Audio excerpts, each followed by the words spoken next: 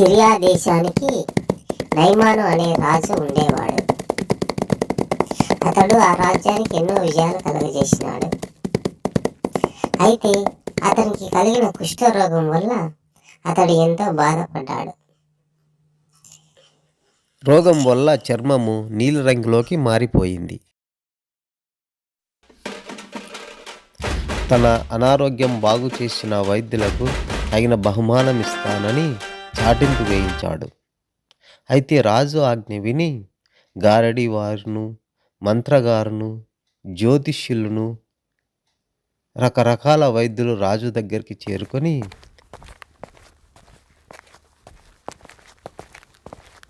ఎన్నో వైద్యాలు చేశారు, కానీ తన కుష్టి వ్యాధి నయం కాలేదు. మంత్రగాడు పరీక్షించనీకి వచ్చాడు. మహారాజా, నీ వ్యాధి నయం కాదు, నీకు మరణమే గతిని. ఇది ఏ వైద్యులకు అంతు పట్టని వ్యాధి.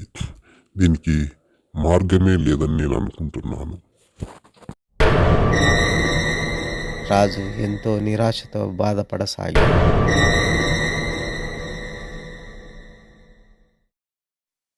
అయితే ఒక రాజ్యంలో ఒక చిన్నదాన్ని పట్టుకొని తన ఇంట్లో దాసిగా పెట్టుకున్నాడు. ఆ చిన్నది మహారాజు బాధ చూడలేక అక్కడికి రాసాగింది. అయితే వారింట్లో పనిచేసే చిన్నది ఒక మాట చెప్పింది.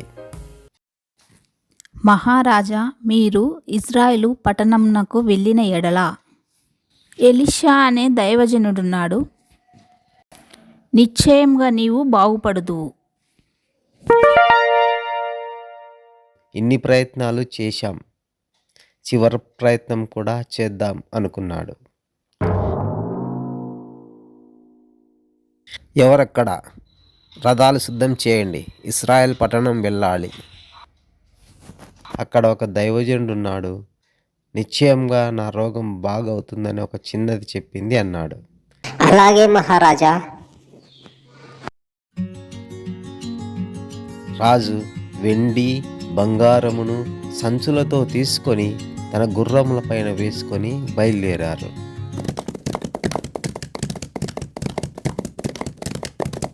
అలా మార్గమధ్యంలో బయలుదేరుతూ ఎంతో దూరం ప్రయాణించారు ఇద్దరు.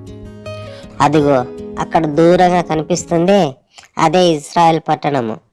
అదిగో దైవజనుడి ఇల్లు.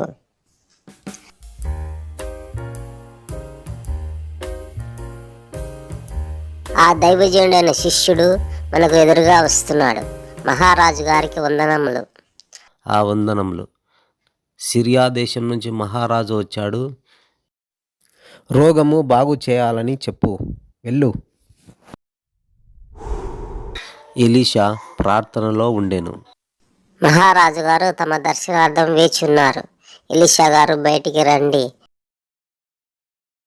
ఎలీషా మాట్లాడుతూ, నీవు యోర్దాను నదికి పోయి 7 మార్లు మునుగమని వర్తమానం పంపెను. రాజు అంతటా కోపం తెచ్చుకొని, ఏమి, నేను రాజును వచ్చినానన్న జ్ఞానం కూడా లేకుండా లోపల నుండే వెళ్ళి మునగమని చెప్తాడా? నీ దేవుడైన యెహోవా నామమును బట్టి నాకు ప్రార్థన చేసి నా రోగం బాగు చేయమని నీ యొద్దకు వస్తే నీవు వర్తమానం పంపుతావా? ఎంత అహంకారం అన్నాడు రాజు. అయితే రాజు కోపగించుకొని రౌద్రముతో, మన దేశంలో నదులు లేవా? మన దేశంలో నదులు ఇంతకంటే శ్రేష్టమైనవి కావా? ఇక్కడ మునిగితే నయమవుతుందా అని రాజు కోపంతో వెనుదిరిగాడు. అంతటా సేవకుడు, మహారాజా, ఆ దైవజనుడు స్నానం మాత్రమే చేయమన్నాడు కదా, లేకుంటే నీవు ఏదైనా ఒక కార్యం తలపెట్టమని చెప్తే నీవు చేసేవాడివి కదా, దానికంటే 7 మార్లు స్నానం చేయటం నీకు మేలు కదా అని సెలవిచ్చాడు దాసుడు. దాసుని మాట విని అతడు నదిలో స్నానం చేయాలని నిర్ణయించుకున్నాడు. అతడు యోర్దాను నదిలోకి వెళ్ళి 7 సార్లు మునిగెను.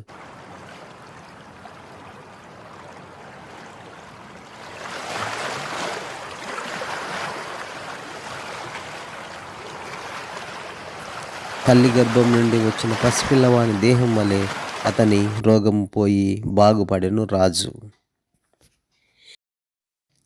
ఆహా, ఏమి ఆశ్చర్యము, ఎంత ఆనందము! చాలా ఆనందంగా ఉన్నది. ఇంతటి ఆశ్చర్యకార్యము నేను ఎన్నడూ ఎక్కడా చూడలేదు. ఇశ్రాయేల్ దేశంలో ఉన్న దేవుడు తప్ప లోకంలో ఇంతటి గొప్ప దేవుడు లేడని నేను ఎరుగుదును. నీ దాసుడనైన నా యొద్ద బహుమానం తీసుకోమని అతనితో చెప్పగా ఎలీషా, ఎవని సన్నిధిని నేను నిలబడి ఉన్నానో ఇజ్రాయేల్ దేవుడని యెహోవా జీవం తోడు, నేనేమి తీసుకొనను. బతిమాలిన అతడు ఒప్పకపోయాను. అంతట రాజు సంతోషంతో తిరిగి తన స్వదేశానికి బయలుదేరాను. సొమ్ము సంచులు చేత పట్టుకొని తిరిగి తన స్వదేశానికి వెళ్ళను రాజు, అతని దాసుడు.